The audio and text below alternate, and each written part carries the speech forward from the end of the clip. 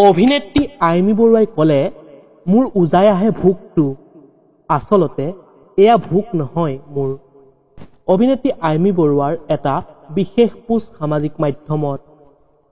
প্ৰকৃততে কি হৈছে অভিনেত্ৰী আইমি বৰুৱাৰ? অভিনেত্ৰী আইমি বৰুৱাই কিয় এনেকৈ ক'লে? সকলো জানিবলৈ অনুগ্ৰহ কৰি ভিডিঅ'টো প্ৰথমৰ পৰা শেষলৈকে অলপো স্কিপ নকৰাকৈ চাই থাকিব। নমস্কাৰ বন্ধু বান্ধৱীসকল, আপোনালোক সকলোকে আন্তৰিক স্বাগতম জনাইছো আমাৰ চেনেলৰ অন্য এটা নতুন ভিডিঅ'লৈ। কি খবৰ আপোনালোকৰ? আশা কৰিছো সকলোৰে ভাল। ভগৱান শ্ৰীকৃষ্ণক প্ৰাৰ্থনা কৰিছো সকলোৰে মংগল হওক।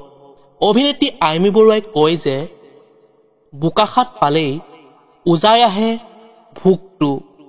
আচলতে এয়া ভোক নহয়।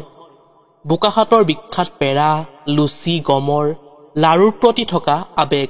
বন্ধু বান্ধৱীসকল, ভিডিঅ'টো আছিল ইমানেই।